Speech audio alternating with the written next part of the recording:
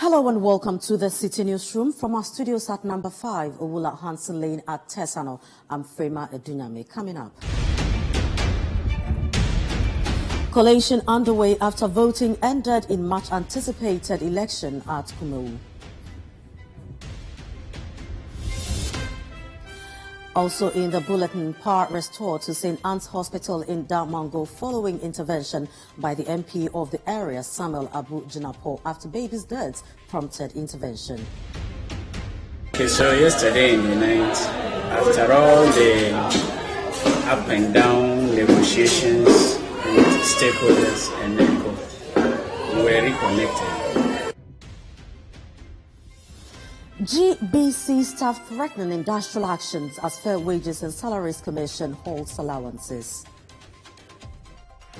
We want a united, peaceful industrial atmosphere in GBC. And failure to that, we will use all legal means, including strike. And later, CSO coalition calls for removal of GNPC CEO and board chairman over controversial Jubilee Holdings sale. The CSO's campaign is a reminder of the importance of holding governments accountable and ensuring that the interests of the people are protected.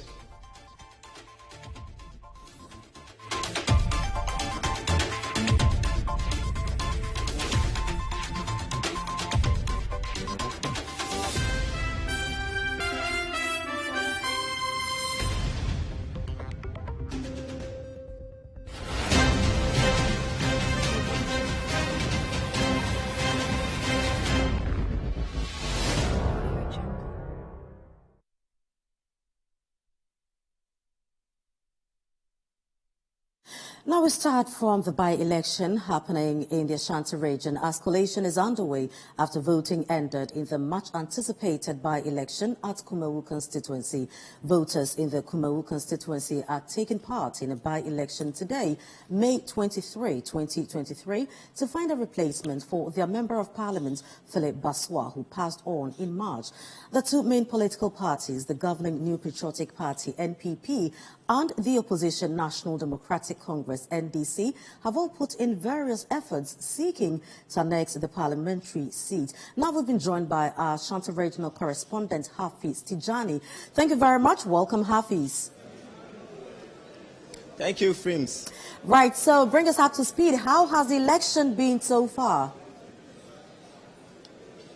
Well, so the election has been peaceful. The atmosphere of the election has been very peaceful in all the centers we have visited. So at 7 a.m., voters queued at some of the polling stations. We have about 75 polling stations and the Electoral Commission expected over 34,000 voters to turn out for this election.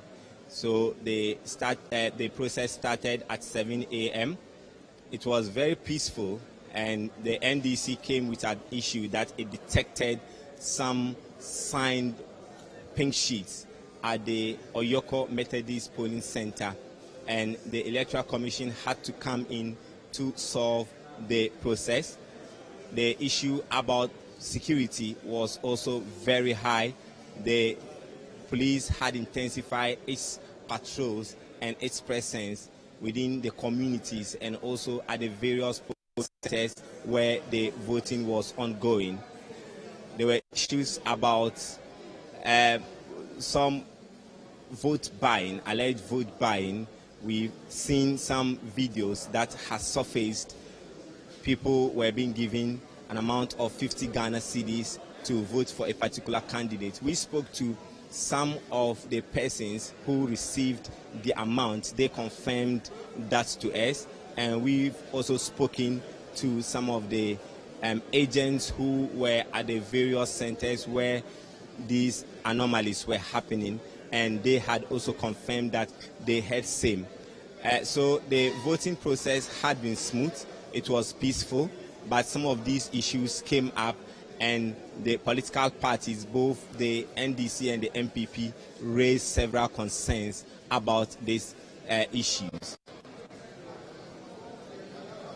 Right now, how is the NPP receiving the results so far? I mean, with a margin of win, with the provisional results, how are they taking this in? So here at the Coalition Center, the Electoral Commission officers are busily tallying the results. The electoral officers are coming in with the results from the polling centers in the constituency. They have received some results from close-by polling centers within the Kumawu enclave, and those in the hinterlands are also bringing in their results here to the Coalition Center.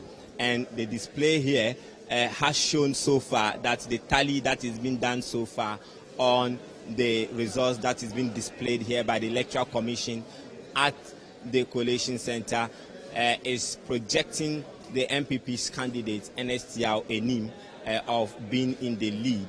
So that is the projection so far. Though the coalition is still being done, we are waiting for the official declaration by the Electoral Commission. But from the results so far that is being collated and displayed here at the Coalition Center, the MPP's candidate is in the lead so far. Well, Hafiz, are you able to give us numbers, or in terms of percentage, would you say that it's going to be a landslide victory for the NPP, or the NDC has been able to close the gap? Okay, so when you look at the results being displayed here, the MPP's candidate, Ernest Yao Enim, currently has 69.18% in terms of percentage of votes, and his votes has been 11,540. And when you look at the NDC's candidate, the NDC's candidate has 17.98%. And the independent candidate, the first independent candidate, Kokudia, has, in terms of percentage, 12.42%. And the second Kokudia, in terms of percentage, vote percentage, has 0.32%. So these are the results in terms of percentages, or in terms of percentage, that have been displayed by the Electoral Commission. I'm just trying to get the screen is being rolled, and they are entering the figure as and when the results come up, and they are trying to do all the tallying. So the results is going up and down, and the figures are being added to the various candidates as and when the results come in from the polling centers. And how would you describe the posture of the NDC regarding the numbers coming in? Can you come again? No, I'm asking the posture of the NDC regarding the results that we've seen so far. Well, we've not had any official communication from the NDC, if that is what you are asking, but Yes. I can't get the question so clearly. Yeah, that's what I mean. Well, we've not had any communication from the NDC so far. We are yet to speak to representatives of the NDC who are here at the Coalition Center. So the MPP, the NDC are all here at the Coalition Center, including the independent, a representative of the independent candidate, who has told us that he has some concerns to put across, and we'll be speaking to him to find out from him what are the concerns and whether or not he has relayed these concerns to the Electoral Commission.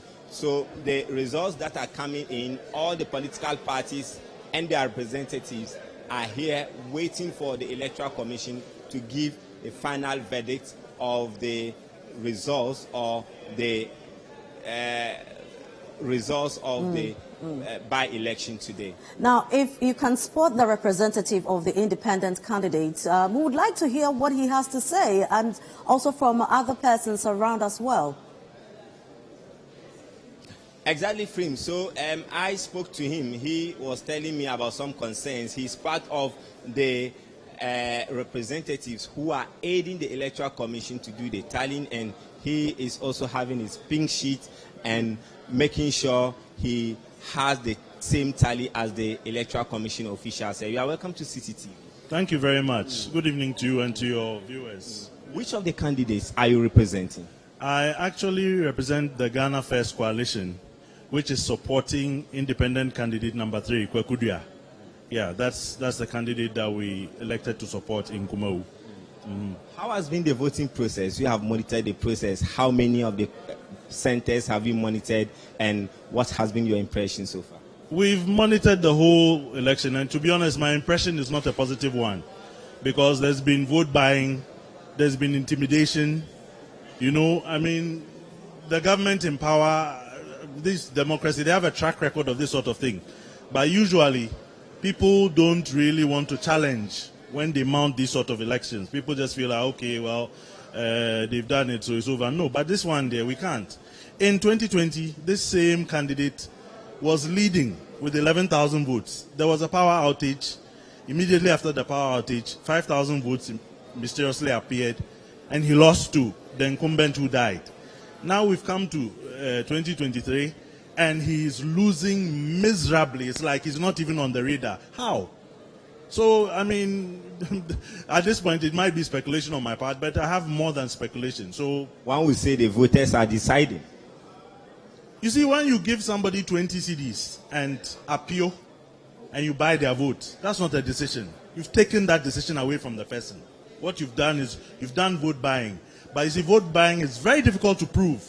So 9 times out of 10, even when it happens, people just let it go. But this time around, we can't. I mean, democracy is supposed to be about freedom of choice, free will, and the will of the people. Not that people will gang together, impose themselves on the people, and keep ruling irrespective of what the electorate wants. Have you seen some of these issues in your issues? Yes, I myself, in 2020, I stood in Kwabri East as a parliamentary candidate. What happened to me in that election? We are talking about this election. Have you seen some of the alleged? I have seen, and at the right time. Have you reported to the police?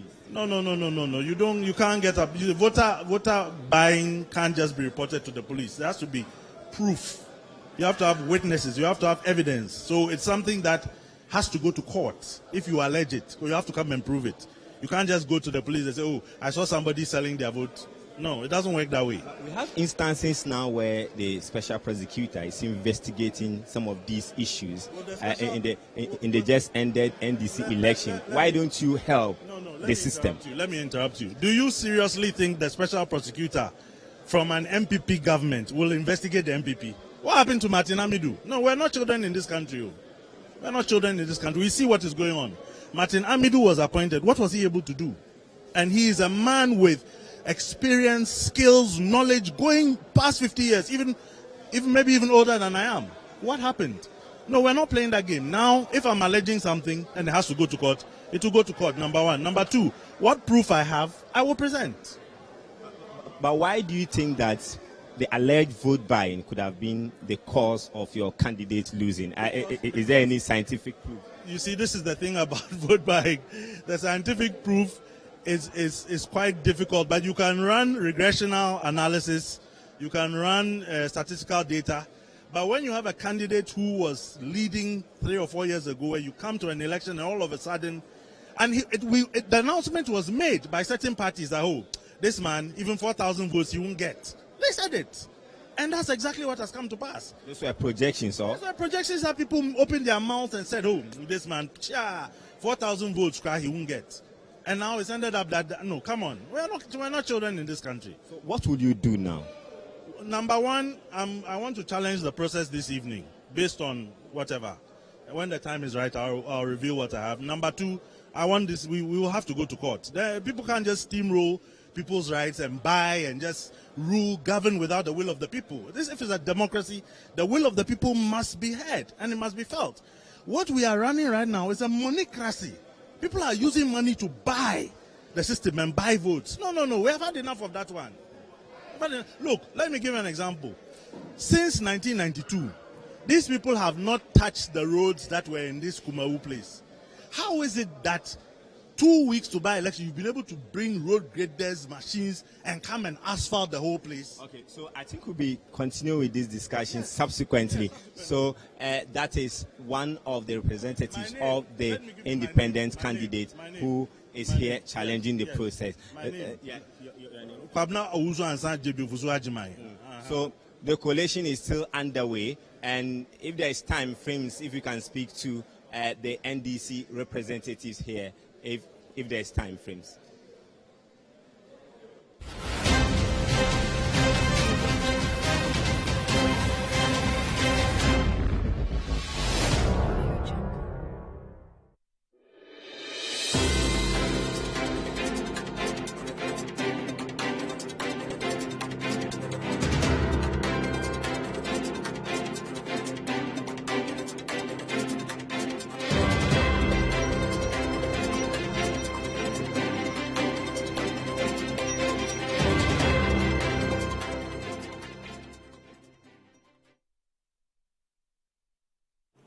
Right, so that was Hafiz Tijani, our Shanta regional correspondent, bringing us happenings in Kumawu. We'll go back to Hafiz, but for now, let's go to the Savannah region, where power was last night restored to the St. Anne's Hospital in Damongo following the intervention of the Member of Parliament for the area, Samuel Abdullahi Jinapo. Now, power was cut to the facility by NEDCO due to an over 4 million cedi debt following Citi News report on the death of 2 babies at the hospital over the power cut.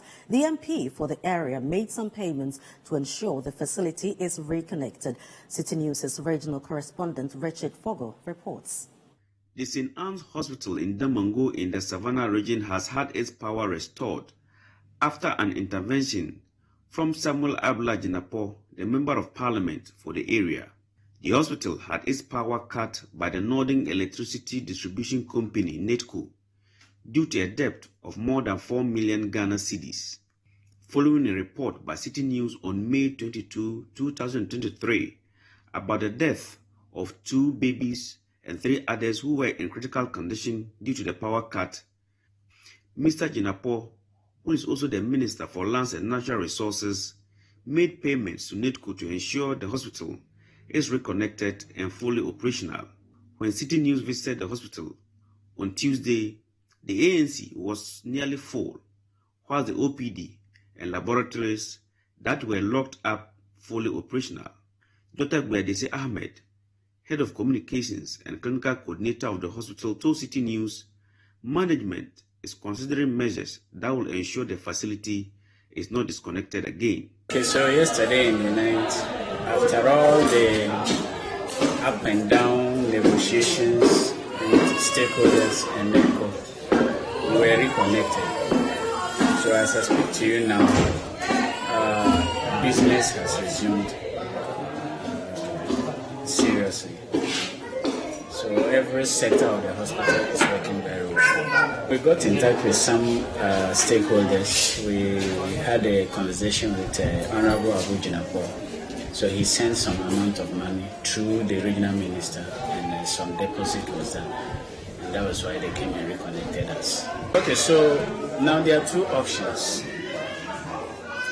Either we still let it be the responsibility of Ministry of Health, and that by extension, that's the government, or we find a way to pay it. So it means that will be factored into the fees of the patient. So that's another alternative. But as I speak now, we haven't decided yet which of them to pursue. Dr. Ahmed also appealed to the general public to donate blood to restock the hospital's blood bank. So my message to our clients, our prospective clients, is that we have been reconnected. There is power, and every sector of the hospital is running smoothly. As I speak to you right now, in the next 10 minutes, I'll be entering the theater to do a cesarean session for the patient. So they can come. They can come. We are working fully. So my message to the general public with respect to our blood bank is that we have run out of blood as we speak. So we are encouraging people, regular donors, to come and help us get some blood. And those other people who have not never donated, they can come on board and then help us at least get more units at the blood bank. Because as we speak, we've run out of blood. Power was last night restored to the St. Anne's Hospital here in Damongo following the intervention of the Member of Parliament for the area, Samuel Abdullah Jinapo. Authorities say he has made an undisclosed amount of money available to settle part of the debt owed NETCO. Authorities are calling on the public to donate blood to the blood bank, whose blood stored there went bad when power was cut. Meanwhile, negotiations are still ongoing to ensure the facility is not redisconnected again. For Citi News, I am Richard Fogo, reporting from Damongo. Now in some other news, unionized staff of the Ghana Broadcasting Corporation, GBC, have threatened to embark on a series of industrial actions if the Fair Wages and Salaries Commission does not reinstate their allowances. Now this comes after the Chief Executive Officer of the Commission, Engineer Benjamin Arthur, in a letter to the Controller and Accountant General, directed that the allowances being enjoyed by some staff of the media house over the past years be stopped. There is more in the following report filed by Citi News' Rachel Enkman and read by Kweku Ejama Ansa.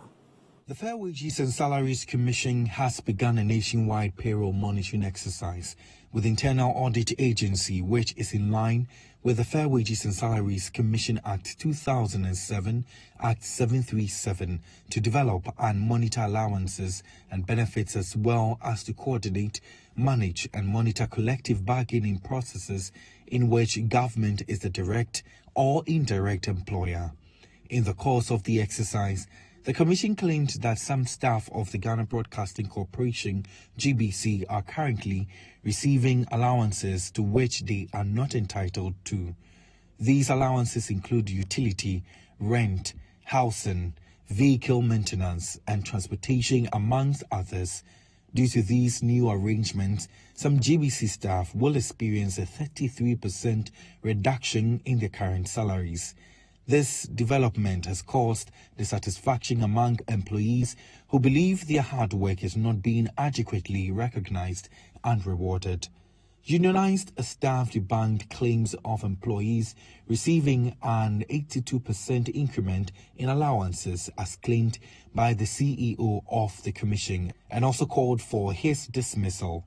Speaking at a press conference on Tuesday, the Divisional Union Chairman of the Ghana Broadcasting Corporation, Samuel Nat Kevo, who questioned how the Chief Executive Officer of the Commission came to the unilateral conclusion that workers are not entitled to the allowances, lamented that the cut will affect their survival. The Fair Wages and Salary Commission has gotten it wrong. The Fair Wages and Salary Commission has gotten it wrong. Granted that it has a concern about those allowances, the labor law says since bargaining certificate is for the organized labor, it has to come back to the drawing board for renegotiation or revisal. Until then, you cannot unilaterally and illegally cancel those allowances. Therefore, ASA must go. Yes. In conclusion, we are asking that the Fair Wages and that for matter appointing authority to help him reverse the decision. We want a united, peaceful, industrial atmosphere in GBC. And failure to that, we will use all legal means, including strike. The rest is a strategy. We will not communicate.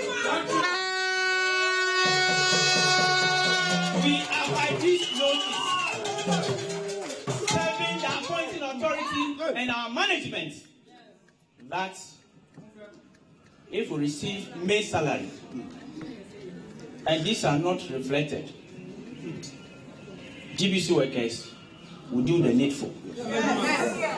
Samuel Nat Kevo charged the management of the Fair Wages and Salaries Commission to rescind its decision to strike out some allowances, else failure to do so will result in a series of industrial action and other legal measures. We want to put on record that in our disposal, no GBC laborer is enjoying special computer allowance. We must emphasize on that. No laborer in GBC is enjoying special computer allowances. No GBC laborer has 3 domestic cooks. No GBC staff enjoy 82% allowance, being increased the newly negotiated allowances expected to be effective at the end of this month. The said allowances are the core specific institution allowances that have been negotiated. Where the CEO of Fair Wages and Salary Commission got the 82% increase from can only be further explained by him. The foundation of our denial of these falsehoods is captured in this month's salary validation, currently ongoing in GBC since Friday 19th of this month. The validation of salary comes from the Controller and Accountant General Departments to entities whose workers are being paid from the Consolidated Fund to validate and return it to Controller General Department before being paid their monthly salaries. Our careful checks show that no GBC laborer is enjoying any of the above-mentioned allowances being claimed by Mr. Atta. For the records, the last time GBC workers had their allowances negotiated was in 2017. But since then, the base pay has been appreciable increases, including the 4% and 7% in 2020 and 2021. However, the increase in the base pay since 2017 never resulted in the increase in allowances. Mind you, our allowances are ad valorem, meaning your allowance is based on your monthly basic salaries.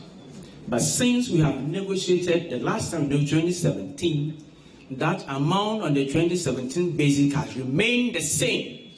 Meanwhile, the Ministry of Information has met the leadership of the Fair Wages and Salaries Commission and the Ghana Broadcasting Corporation, GBC, as part of efforts to resolve the emerging issues on the payroll monitoring. This is the Citi Newsroom. I'm Frema Edunyame. Still to come. Collation underway after voting ended in much anticipated Kumawu by-election.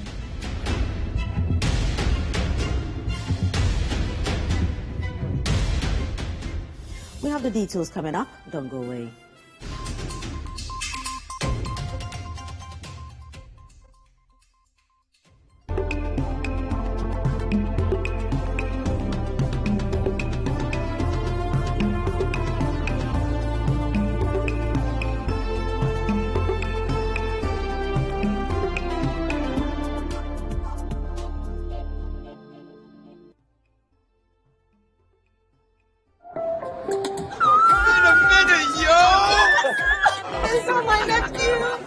Wow, this place has changed, yo! Yo, Adra, look at you all grown up, yo! Some things never change, like Gino's quality recipe that gives my food that rich color, unique natural taste every time. Smells good, yo!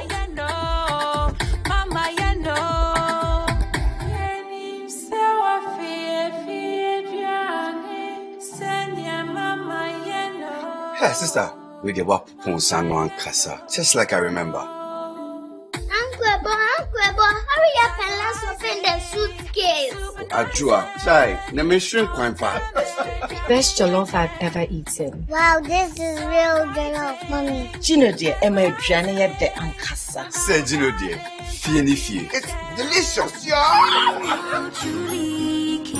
This advert is FDA approved. Within the diner. Minya HIV in fear do you name no credit na egin ye semejatum. Abraham yen hwehwemu no. Na dro ni baby a adom ni nti mfiansi echi edro bai e wo Ghana ha ampao abra no mfie bi echi na antiretroviral no ebi ni ho na anidaso ni ho ma yedache de ne adwene ho ani wu eda yanim me ne wo fa ware mfie dunum die ono so HIV positive mfie dodo anyina mu antiretroviral yi ena wiase nyina gya atom se yamfa mre HIV mu awa na se hwe se ye ho ayefe ade ba akone se antiretroviral yi se wono ne pepepe se de ya kire wo na ekutia HIV mu awa no abosumi nsia wo yehwehwe mu a emma no brase na wontimi sanfa ma obi foforo na mmom kai so benum wedru yi yes enu mo HIV mu awa no bi se onum antiretroviral no ni yie yetime to asiase mfiempim ye no ne aduasa.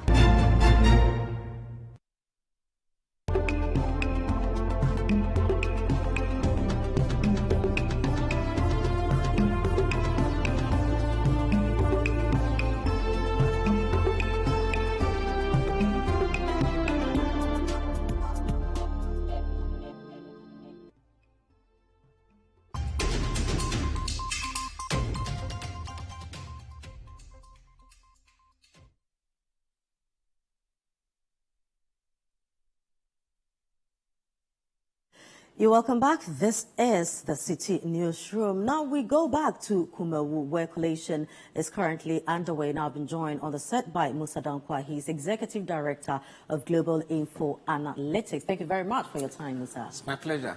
Right. Now, prior to the election, you conducted a poll. Now, looking at the results coming in, would you say that this is what you anticipated? I think absolutely we are elated because our numbers are just right on the numbers. If you look at our last projections, we said MPP was going to do between up to 65% plus or minus 4.1%. If you add that to what we had, it's in the range of 70%, which we think is right. Now, what we have seen is that Kokudia Senior, his support has collapsed in the polls, which means that the support he was getting from the NDC people didn't materialize. NDC voters stick with their own, and they were outperforming their polling numbers. So plus or minus what we got is what exactly the NDC guy got. And also plus or minus what Beard got in our poll is what he's getting now in the real voting numbers. So we are quite happy about the outcome of the projections. The second Kwekuja, yes. I mean, did he change anything? No. We said he's not competing at all, and there's no evidence that he's done anything. I mean, he was just a distractor. Now, you also had the representative of the Kwekudia Senior raising some concerns. Did you foresee this coming in? No. You see, people were a bit concerned that he may really give the MPP guy a run for his money.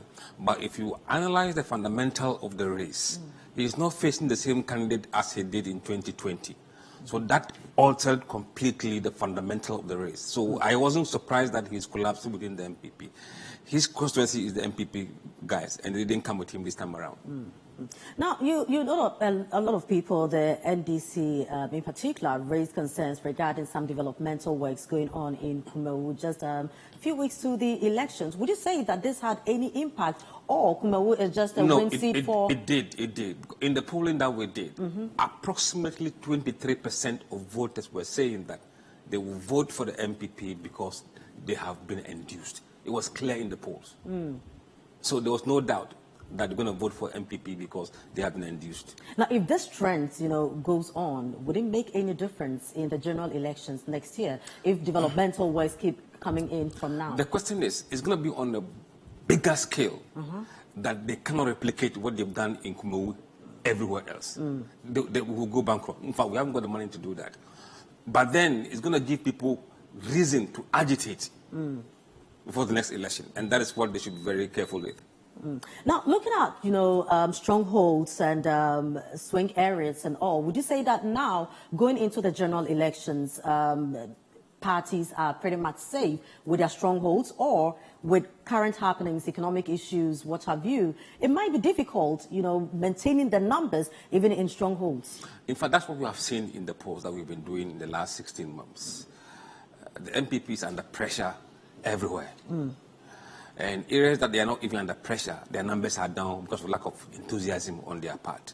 So they may suffer as a result of lack of enthusiasm, mostly coming from Ashanti region, Eastern region, Bono, and Western region in particular. So these areas, their numbers will not stack up the same way it did in 2020. So they must really, really work hard to prevent that from happening. Is that not so with any ruling government, going into, especially the second term? Yeah, I mean, the second term is like that. But I think this second term is quite unique in the sense that the economic crisis is really biting. But if they're able to turn around the economy a bit more, then we can have a tighter race than we are seeing now. At the moment, it's a bit lopsided. Do you foresee the NPP being able to break the 8? At the moment, the polls are saying no, including their own supporters. About 57% of Ghanaians said they can't break the 8, compared to 27% who said they can't break the 8. The rest said they have no opinion. So they must turn the sentiment. The feeling must change. Otherwise, that feeling will drag them down. So as far as you are concerned, with provisional results coming in and the polls that you conducted, Kumawu can safely go to the NPP?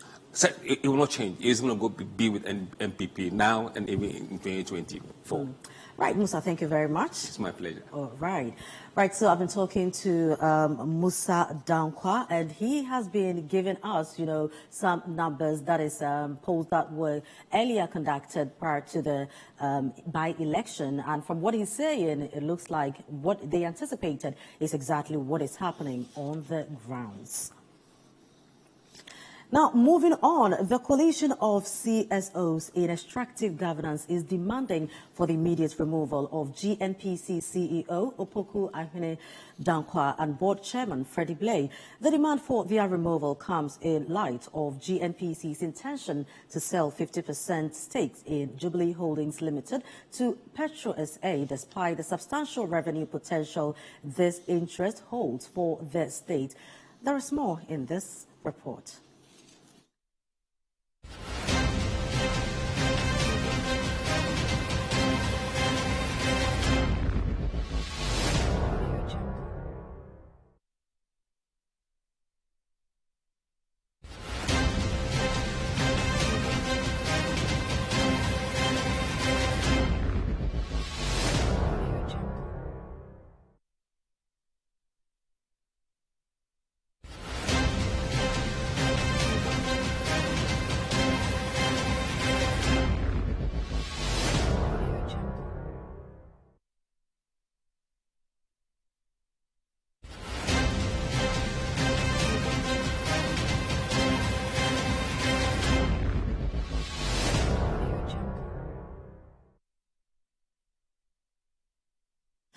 You're still watching the Citi Newsroom. We go back to Kumawu, where Hafiz Tijani, our regional correspondent, is still stationed. And he's going to be talking to some of the representatives of the various political parties and bring us up to speed on what is happening on the grounds now. Hafiz.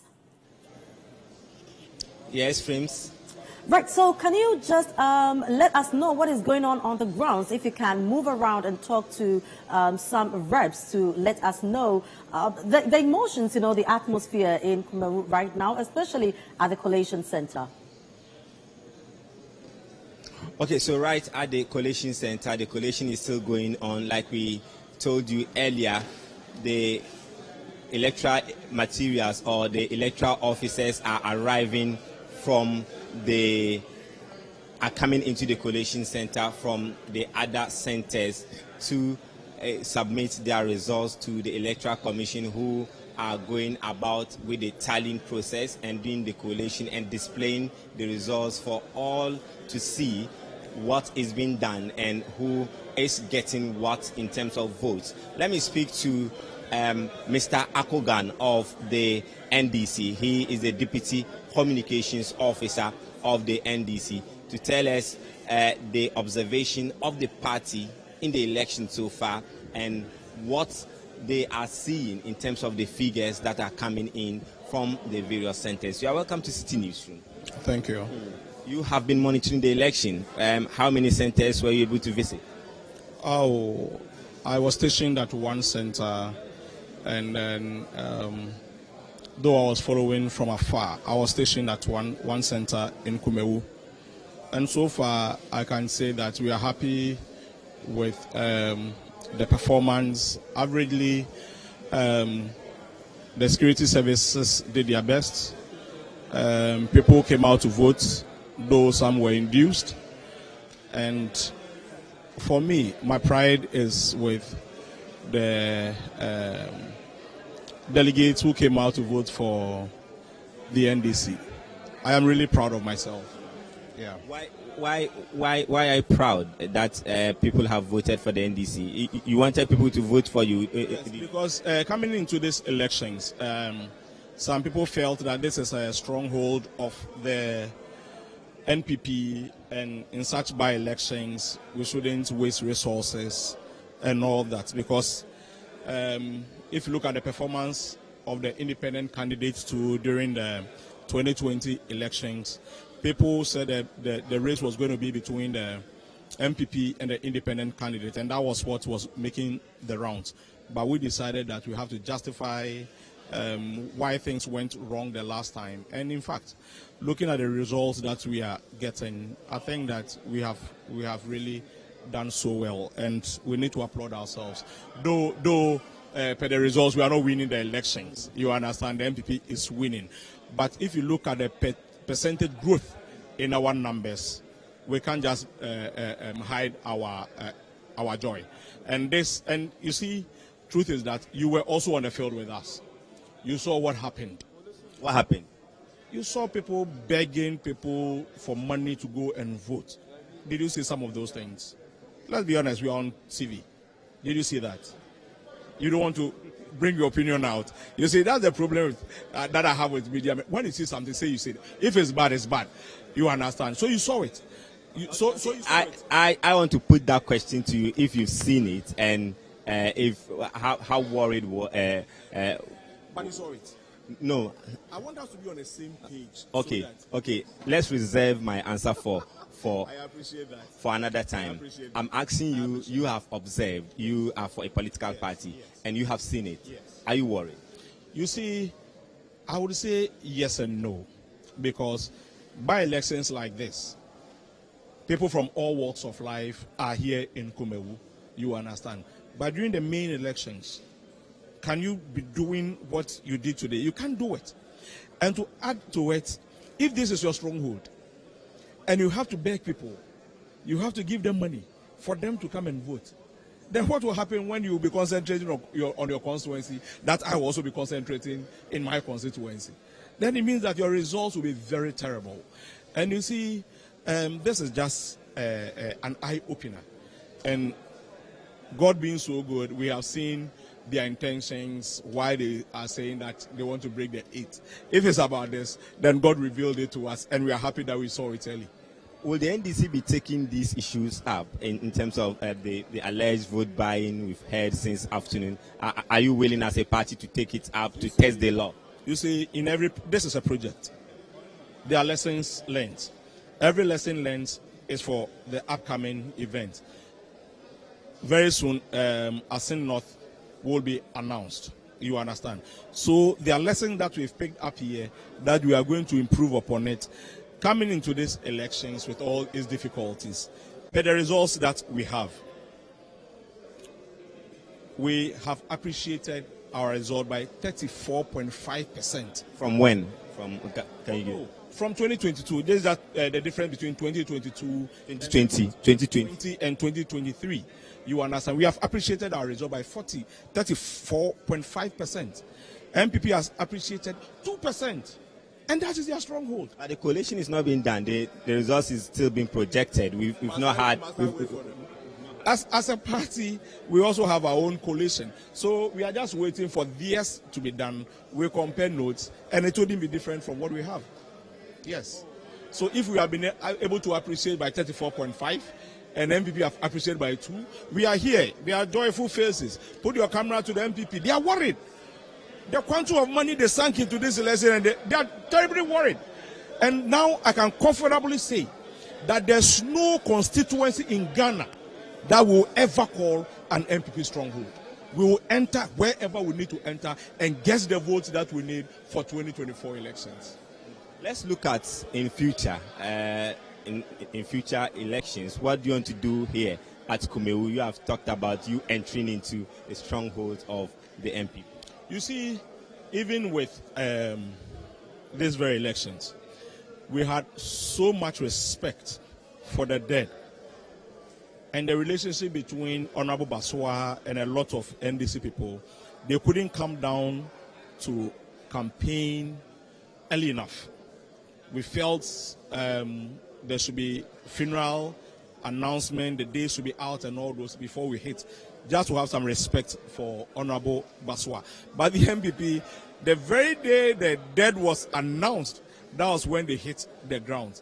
And in fact, if we had come a little earlier, the results may have been a 100% increase or something better than that. So Godwin Akogan is the Deputy Communications Officer of the NDC. He's here doing his tallying, the collation of the results, and the collation is still ongoing. The Electoral Commission officers are focusing on the issue, and we are seeing the arrival of the Commission officials from the other polling stations in the Kumawu constituency.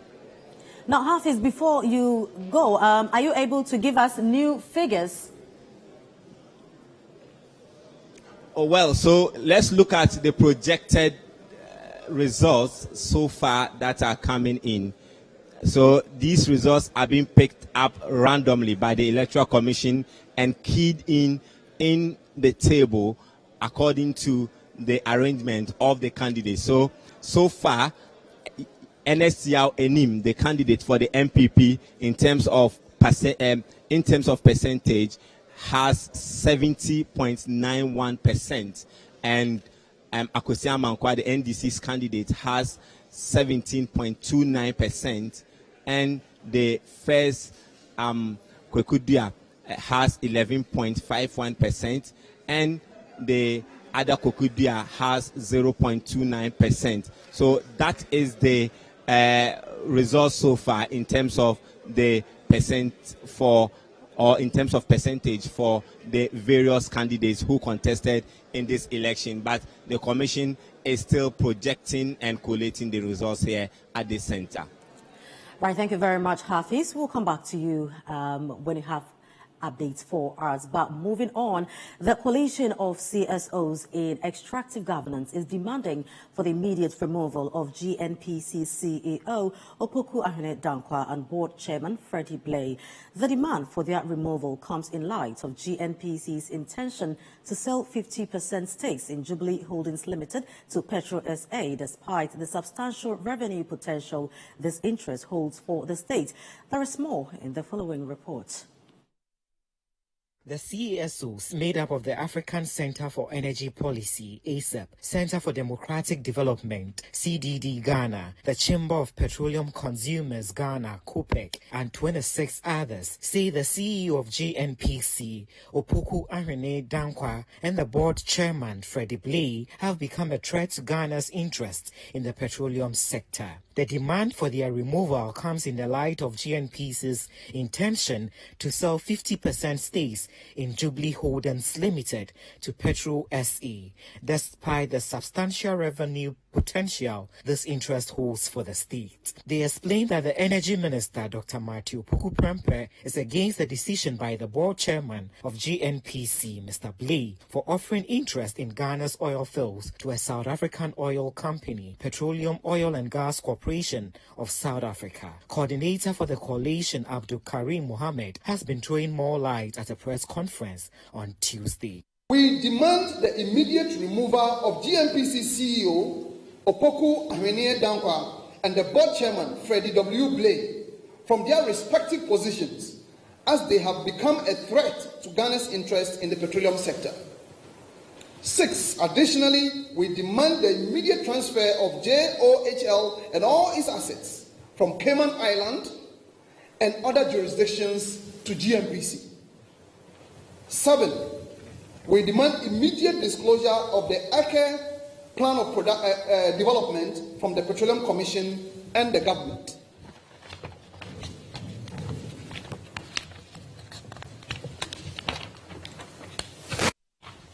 To conclude, we firmly believe that a country micromanaged by the IMF cannot be seen to engage in fiscal recklessness that undermines its recovery. The group also demanded swift political action to address two major developments in the country's petroleum sector. The controversies around ACE are far from over. The sale of ACE's interest to AFC and the subsequent submission of the plan of development to the government has raised more questions. One, even though ACE has sold their interest in Ghana, they are scheming to stay on the Pecan development through surrogates and Ghanaian collaborators across segments of our society to amass ridiculous benefits from the Pecan field development. ACE Energy purchased an FPSO for $35 million. In their plan of development submitted to the government, ACE's previous owners intended to build Ghana $1.7 billion for the FPSO. We admit that the Energy Ministry has raised a preliminary objection to the cost of the FPSO, but there is no proposal on how much the ministry considers fair value for the FPSO. The CSO's campaign is a reminder of the importance of holding governments accountable and ensuring that the interests of the people are protected. It is also a reminder that value for money should always be a key consideration when making decisions about public resources.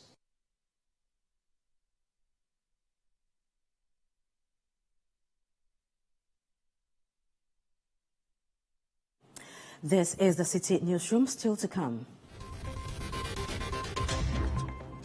Two facility managers from Kekeli Plaza in Najingano apprehended by police for alleged involvement in unauthorized power connections.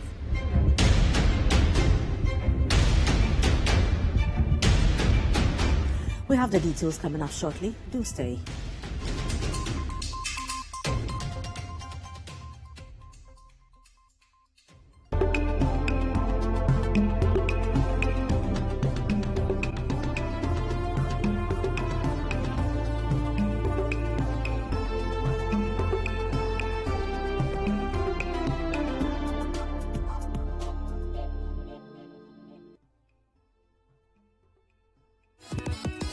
If you're a whiz kid that collects straight A's in your sleep, a brainy brains that aces quizzes without even trying, or a clever clogs that knows just about everything, then there's one more battle you have to win. The Literacy Challenge. The nationwide search for the best junior high student is on. Think it could be you going home with 10,000 Ghana cedis and a glitzy trophy? Then, in not less than 600 words, write a story that ends with the following statement. The happiest people do not have the best of everything, they make the best of everything they have. Stories should be written in your own handwriting with the deadline of Saturday, the 15th of July 2023 in mind. Submissions must include an endorsement by a parent or guardian and their full contact details. And once you're done, shoot off your entries to the front desk of Citi TV or Citi FM. Or you can send entries to PO Box GP 14123 Accra Central.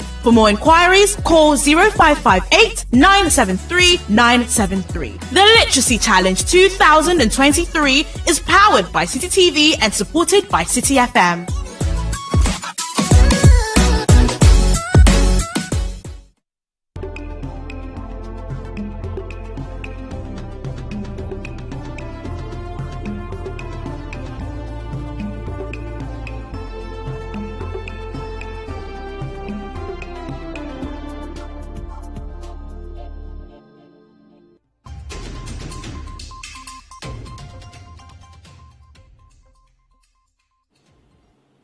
Thanks for staying.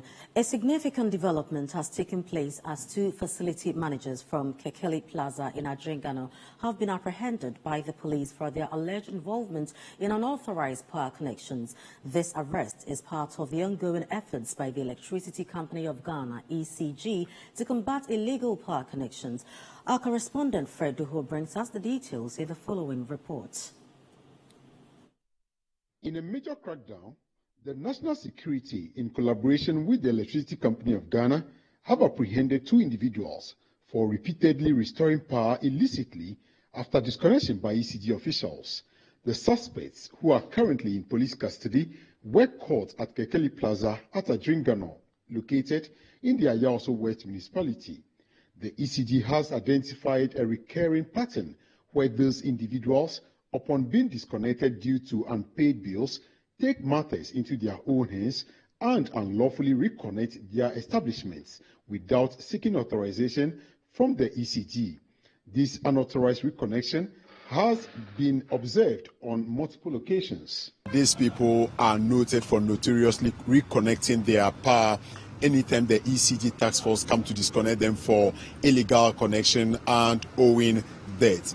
So basically the officials from the ECG came in the company of the police to effect an arrest and to take them through the prosecutorial process for them to face the full rigors of the law. Following the operation at Kekeli Plaza, the team proceeded to East Legon Hills, where they discovered a residential property that had been disconnected for engaging in illegal power connections. This is our line 1.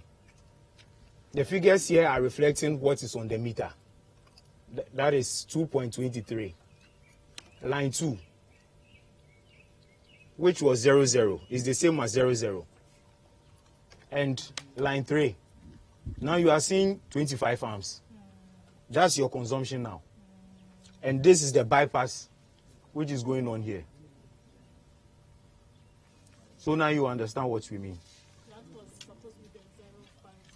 This is supposed to pass through the meter, then you pay for it. So whatever you are consuming or whatever you've consumed over the months or years, you've not paid for. Now they are going to proceed to take them off entirely from the national grid, and they are hoping that they would lock it with a seal, and then subsequently, when the illegality is corrected, the task force will proceed to come and reconnect them. But in the meantime, they've been surcharged and they've been served notice, and on this notice, all the appliances or gadgets that are being used within the premises have been listed, and they would be surcharged accordingly. What has been established by the task force here is that the meter has been disconnected. As you can see in your shot, those black cables have been taken off, and the place is supposed to go off. But now let's observe something. Instead of the facility or this particular apartment going off, we can still feel the AC or the air condition working, and it's blowing. And that is obvious illegal connection the task force has come to discover within the East Legon Hills. And this is one thing they believe is quite common in the residential apartments all around. My name is Fred Duo, reporting for Citi News.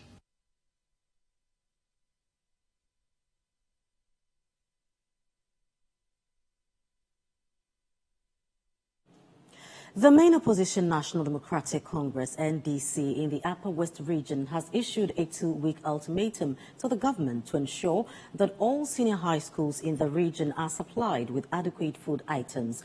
The party is alleging that almost all senior high schools in the region are operating without adequate food supplies, compelling students to go without food for some days now. The NDC is threatening a series of actions if the situation is not immediately addressed. Citi News' Latif Mahama has more in this report. Addressing the media on Tuesday, the Upper West Regional Communications Officer of the Opposition National Democratic Congress opined that nearly 6 years after the implementation of the free senior high school program, most senior high schools in the Upper West region are on the verge of collapse due to the government's inability to honor its financial obligations to them. The communications officer explained that the situation compelled his outfit to conduct a research on the welfare of the students in the various senior high schools in the region, and it came out that not even a single senior high school is providing the required quantity and quality of food, with majority of them currently running without providing food to the students. Schools are currently starved of the needed funds and resources to keep the schools running, especially for feeding of students in the boarding houses, while school administrators are also not spared of the starvation of resources and funds to run smoothly. This has resulted in a pathetic situation of feeding students with very unreasonable quantities of equally poor and continuously depreciating quality of food served our children in all senior high schools, where we carried out investigation prior to the release of this conference. For over a month today, our investigations have revealed that some senior high schools in the region have not been feeding their students even a single meal. The reason for this happenstance was that government has either not provided them with food staff or is owing the caterers who cook for these students a lot of money, and caterers simply do not have money to continue to cook for these innocent students, and hence these students are sleeping on empty stomach. He called on the Nanado-led government to take immediate steps to address the food shortage situation in the various schools. He says failure to heed to their call will see the party mobilize parents to embark on a series of actions that will compel the Education Ministry to act to alleviate the sufferings of the students at the various senior high schools in the region. We are giving the Akufo-Addo Bawumia government a 2-week ultimatum from today to, as a matter of agency, make available to the senior high schools in the Upper West region enough food and other ingredients as well as money to enable headmasters purchase the necessary perishables that are needed to feed our brothers and sisters in our senior high schools. Anything short of that will warrant series of actions from us until the government succumbs and sees the need to do the needful. The Upper West region has a total of 42 boarding day public senior high schools with close to 50,000 enrollments. The Upper West Regional Director of Education declined to comment on the shortage of food at the schools. However, the regional coordinator of the Free Senior High School program agreed that some schools currently have challenges with their feeding, but that his outfit had taken the necessary steps to address the situation. I will say it is actually not the case, in the sense that, to the best of my knowledge, all the 41 senior high schools in the Upper West region are still in place. They are running. We have some challenges with regards to some food items, such as maize, beans, gari, and others. But I can confidently tell you that we have rice in stock, we have oil, we have sugar, we have margarine, we have other items too as well. Even though the other items that are not there, we have made arrangement, and those items are also on their way, even coming to the region.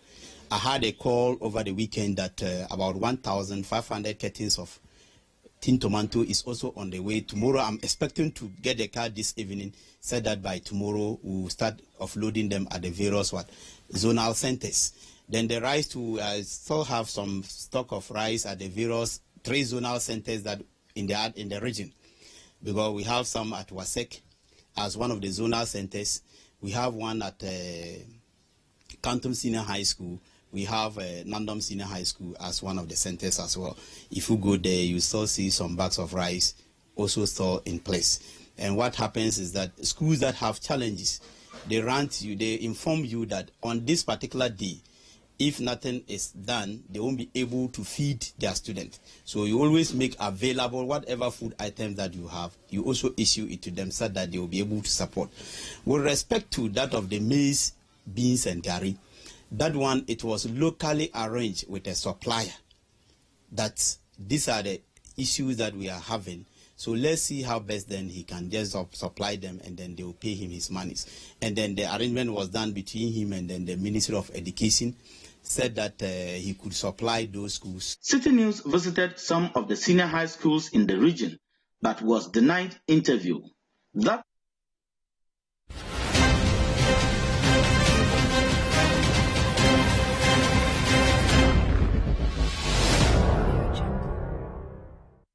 You're still watching the Citi Newsroom, and kindly be informed that this is an extended version of the Citi Newsroom due to the Kumawu by-election. Now we go over to Kumawu, to the grounds where our regional correspondent Hafiz Tijani is standing by to bring us more update.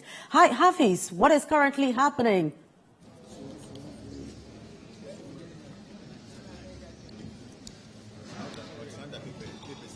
Thank you, my director. Thank you, my able assistants, my district officers, and all of you present here. God has been so good to us. As my director said, this election has been incident-free, transparent, free, and fair. 4 candidates contested for the Kumawu by-elections, which was held today, 23rd May 2023. And here are the results. Ernest Yao Enim, representing the NPP, obtained a total of 15,264 votes. Akwasi Amankwa of the NDC polled 3,723.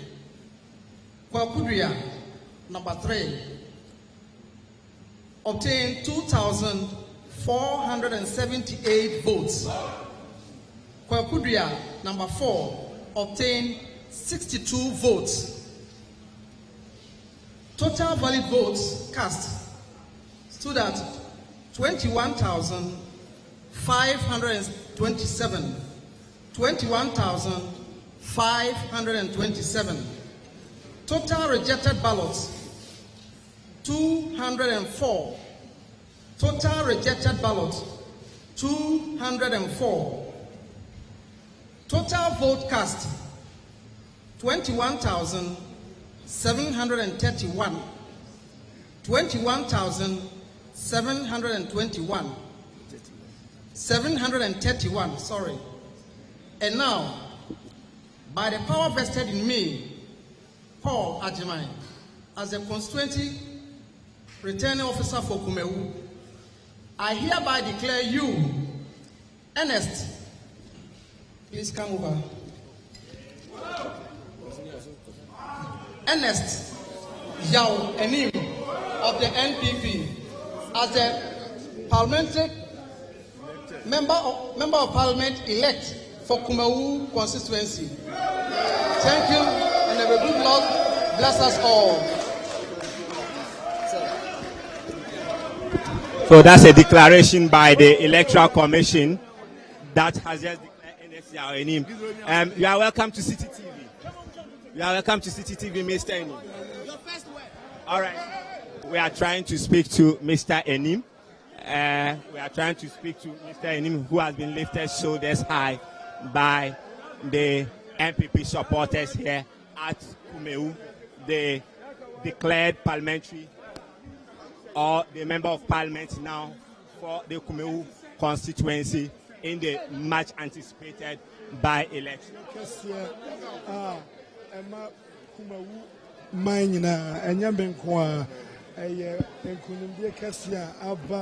Abedan this and Cambomu etimisi sani mebia and Cambomu amedeba and party mo and now translate it into results and na yehui ye voter and me and Yao Enim I'm representing the party MPP yenyaya.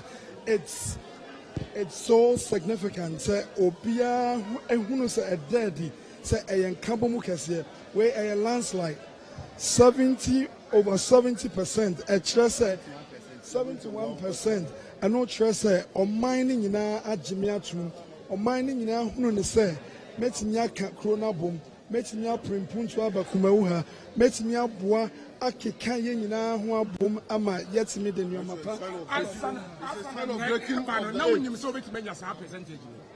Mekane, Yaya, last rally, Senyankopona, Bekasa, and Ne Edrie. Mekane baby so say adwuma yaya ene adwuma MPP party yaya eguso ayeye no enkunimdi ane nam kwan mu ba no eye enkunimdi kese na me mpese meto number bi but na me tie makoma mu no menim se enkunimdi kese ana eba ma MPP party Ghana nyina age MPP atum se MPP ne party a ye betime dia akọ promise land no MPP ne party a omo ka omo ye ene ye ka se ye be Kumawu kwan ene nyina ye hu ye ka se ye be boa asiesie Kumawu district hospital ene ages ye be bie hospital no ama Kumawu ma ye nya esomfaso MPP at the school feeding program by yes, by Ghana for your stuff, Kumawu and your stuff, when it's a party, yeah, my any Kumawu man. It's not in Ghana for Bashan and Adu and Monyam Kumawu. Yabasha Nanadu and Monyam, Yabasha His Excellency, the Vice President and Monyam, yes, MPP party and Monyam, Amananadu, MPP in who say, and Yama Moya Kumauha, and Yama Yaya Organa, Kumawu my Yania so, Yaniaje, Asaya, just breaking the 8 na yakana, a possible. Yabasa breaking 8 no account. Until 2024, it is where a total a year. It's just a statement. It's just an MPP. We are ready to break the 8. How do you seek to position the MPP, the Kumawu constituency in Parliament? How do you seek to position the Kumawu constituency in Parliament? Okay. How do you seek to position the Kumawu constituency in Parliament?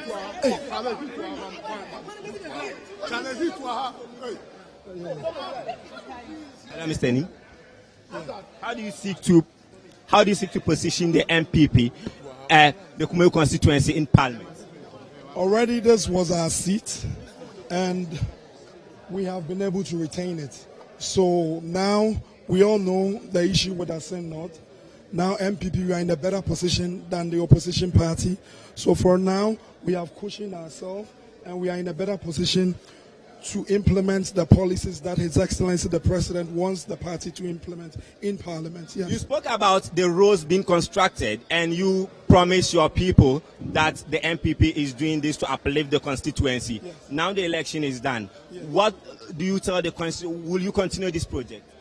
I have said countless times that this project was already in the pipeline.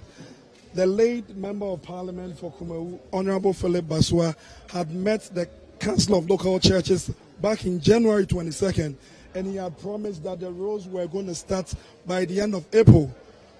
Fortunately for us, the contractor came on site on the 15th of April, and construction started. I have promised the people of Kumawu that the contractor is going to be with us for the next 14 months. He is going to make sure that every road that is in the pipeline from Efijase all the way to Raso is constructed. He's going to work on the Kumawu town roads, which includes Abotanso, Pepiase, and all the surrounding towns within Kumawu. So for us, we know we have said and we are going to deliver. This is not a lie. This is not to win the seat. This is something that the party was committed to doing and the government was committed to doing. We have told you, MPP, when we say we do. So for me, it is not a lie. We are here to stay, and the machines are going to be on our roads for the next 14 months, and the people of Ghana will see the good things will deliver to Kumawu. What other things should we expect from NXNIM apart from these you have mentioned? Aside the roads, we have promised a number of things. Just last week, the Education Minister was here. He promised the construction of a 6-unit classroom block at Oyoko. We have already started another 6-unit class block at Setre. We have constructed 10 boreholes within the last 3 weeks, and we are going to continue to do more in the education sector. We are going to do more in agriculture. We are going to help with the unemployment situation we have in the constituency. There are several other things that we intend doing for our people, and I believe that the people of Kumawu are going to see progress forward. That is what I can guarantee for now. Yeah. Okay, so that's the parliamentary parliament elect for the Kumawu constituency as far as this by-election is concerned. Yao NSNIM, he has been talking about his vision for the constituency, and he has been reiterating the fact that the MPP is going to complete the good project that has been started for today, that is the by-election, and he has spoken about what he is going to do with the party to improve or enhance the education sector within the constituency, and he has also touched about the health sector, where he says that the MPP is going to work to complete the Kumawu government hospital. So all said and done, the Kumawu by-election has come to an end. The Electoral Commission has declared a winner for this by-election. We have not seen any contest of the results after the Electoral Commission has declared the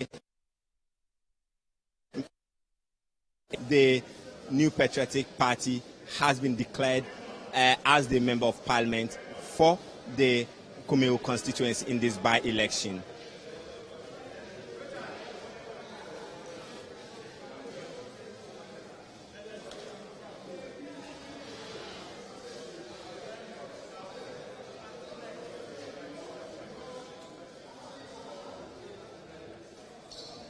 Right, Hafiz, so quickly, let's go through the results again, and if you can give us the results in percentages. Well, friends, we have to give you the results later, and we the projected percentage for the winner was 70.1%. 70.1% off head. I can give you that result, but the Electoral Commission has declared the results already. The mood and feel of the area to us right now. How is the NPP supporters, feeling? The NDC and, of course, the independent candidates as well.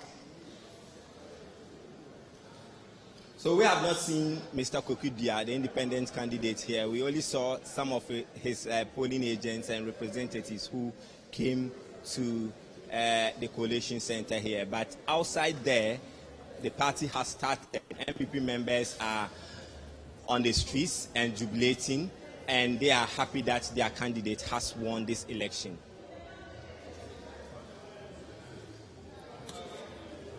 All right, and so thank you very much, Hafiz, there. And so we can call it a wrap as announced by the Electoral Commission. And so the NPP's Ernest Yao, a name you can see his figures there, 15,264 votes, and in percentage-wise, he clocked 70.9%. And that's how we wrap up. This has been a coverage of the Kumawu by-elections. We have more news still on the Kumawu by-elections.